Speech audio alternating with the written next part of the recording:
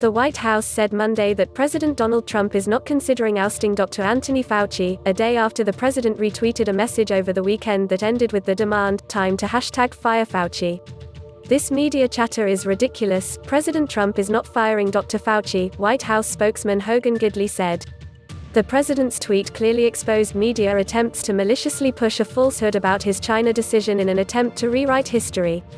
Gidley repeated an incorrect history often cited by Trump of coronavirus coverage, saying it was Democrats and the media who ignored the coming pandemic by focusing on impeachment.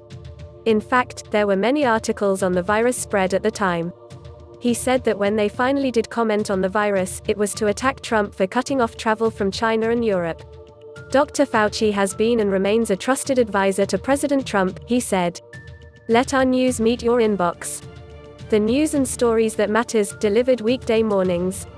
The statement came after the president appeared to show his displeasure with the federal government's top infectious disease expert by retweeting the message, which was critical of Fauci's comments, along with the assertion that Trump had barred foreign nationals who had traveled to China from entering the country, long before people spoke up, which he did in late January.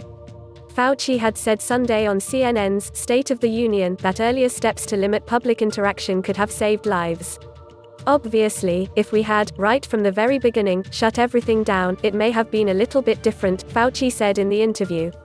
But there was a lot of pushback about shutting things down.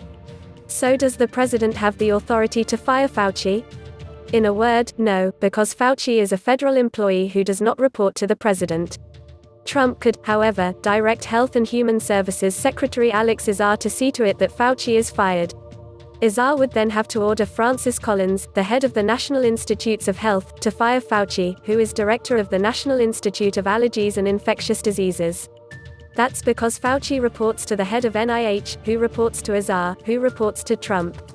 Still, as a federal employee, Fauci could only be fired for cause, meaning generally non-performance of duties, malfeasance or some similar offense. If President Trump tried to get him fired just because he's not a team player, Fauci would have a very good lawsuit, said Steve Vladeck, a professor at the University of Texas School of Law. But a legal dispute, if it ever arose, could take years to resolve. Pete Williams is an NBC News correspondent who covers the Justice Department and the Supreme Court, based in Washington.